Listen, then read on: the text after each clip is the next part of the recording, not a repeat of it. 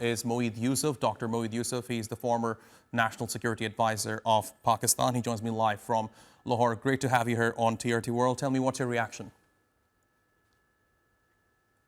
I think the world has just seen something unprecedented, very unfortunate and unprecedented. A nuclear power who the world asked for any evidence, even a shred of evidence of the terrorist attack that they said happened in Kashmir. The world urged restraint for 2 weeks, has gone ahead and attacked another nuclear power with nothing backing it. This happens, this was in nuclear literature in the world for irrational actors. You've seen Pakistan's responded. Pakistan hasn't taken 12 hours. Last time in 2019, it took a while to come back.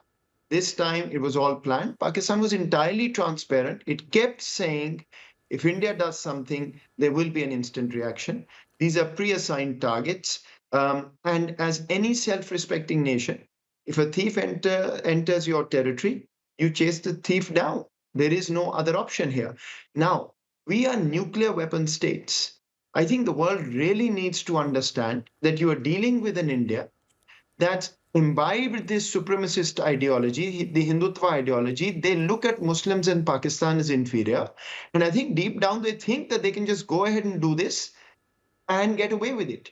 And I think the world needs to wake up to this fact and make sure that they understand that this is not an environment where you can take these kind of risks. There are 2 billion people's lives attached to this. You are reporting already a child killed, other I'm sure we'll hear more by the morning here.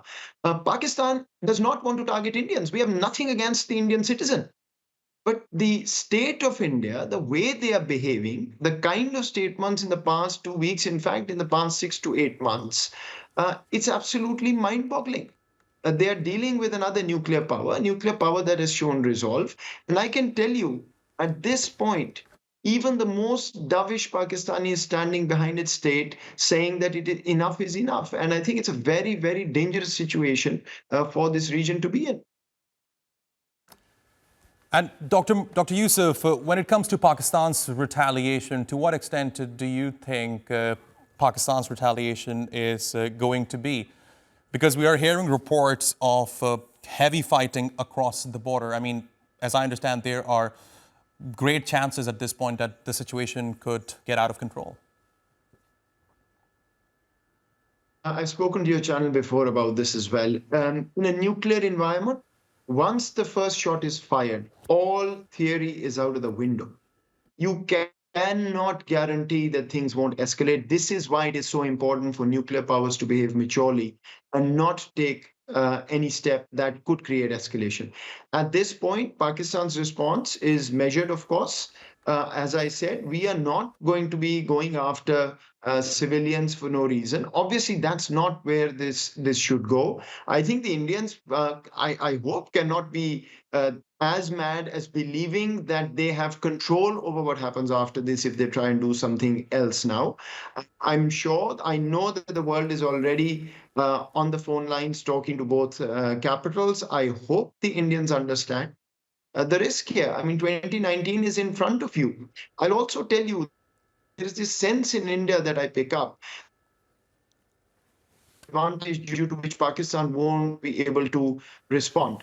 In reality, there is no military advantage on the ground operationally for either side. Both know each other 100%, both know targets, the terrain actually supports Pakistan. So it's just, I think honestly, sitting in Pakistan, as a scholar, I don't speak to you as a former official in this stead. I can't understand where their false sense of confidence comes from. It's just a very, very dangerous situation. And I hope the world can persuade New Delhi to understand, not to act childishly here. When you talk about the world, Dr. Yusuf, I understand that you're talking about superpowers. What role, in your view, do you think the White House can play here? Look, in the past, the US has been the #1 reason things haven't escalated in South Asia in past crises. They've been the crisis mediators, along with many other countries. The US this time took a hands-off approach. President Trump was clear that he didn't like an escalation, but kind of said, you deal with it on your own. My own sense was that would actually give India pause because they didn't get the kind of support they were looking for. They've still gone ahead and done this. I just hope that the international community comes back to its old playbook of breathing down the neck of New Delhi and Islamabad and saying, you've got to cut it here. This can't go on further because the dangers are too high and it's not going to help anybody. The Pakistani response, as I told you, as we speak, has gone into motion. A fraction of what can go in has already taken place. And that's why I think everybody needs to now ensure that New Delhi understands that there's a need to calm down. New Delhi's real goal, even in previous crises, has been to create a narrative of victory. Their regime has the media in control to a point that they can create whatever narrative they feel like. It could be purely fictitious, as it was in 2019 when the pilot, they had planes down. The pilot was on TV screens in front of the world, captured by Pakistan, and they were declaring victory. So I hope they can create a narrative of victory.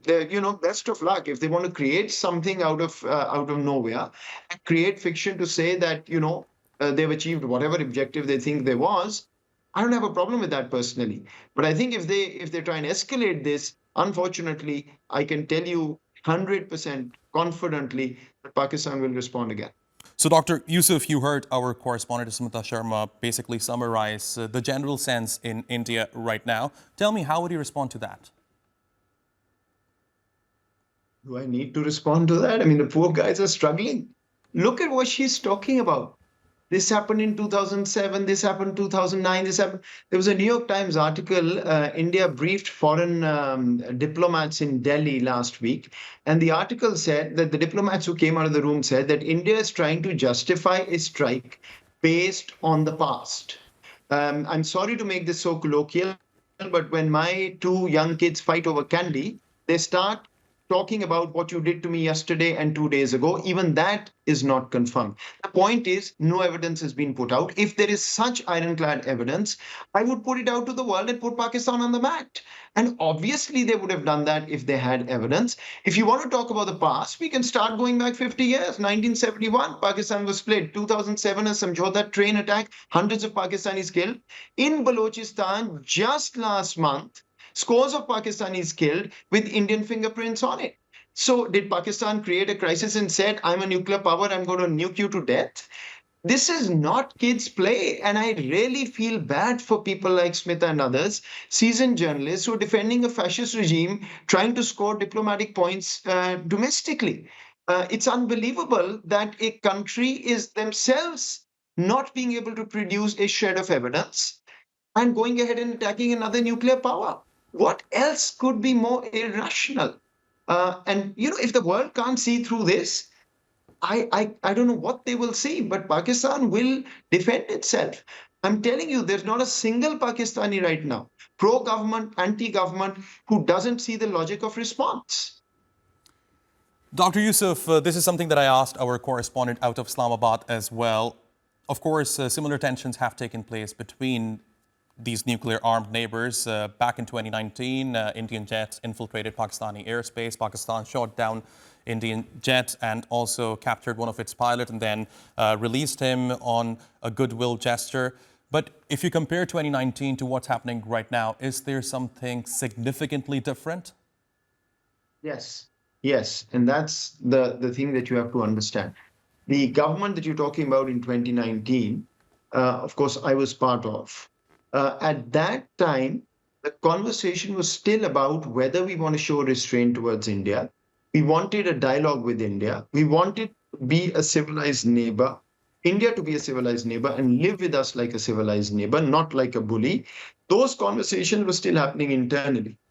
It was actually Pakistan that decided only after India struck Balakot across the international border. And even then, we didn't go for any disproportionate response. Somebody entered our home and we just took them down and captured them like you do to a rock. Now, there is a major change in Pakistan.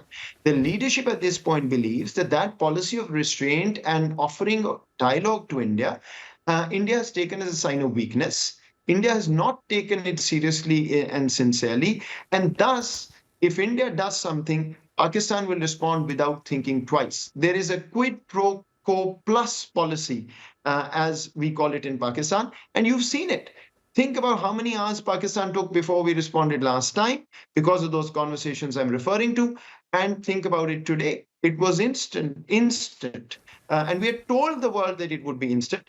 And, there was never any doubt about that. So that's a significant difference. So if India thinks that they are going to get an exit out of this, I don't think this current leadership is of that mood. At that time, they created a narrative victory. Frankly, we let them create a narrative victory. We handed over the pilot voluntarily to de-escalate. Pakistan has no interest in escalating this anywhere, but I think they will make a point for the world to know that India is the one that had to go on the back foot and had to accept that they made a mistake. Fascinating insights, Dr. Moeed Yusuf. Thanks very much for joining me here on TRT World. Really appreciate your taking out the time.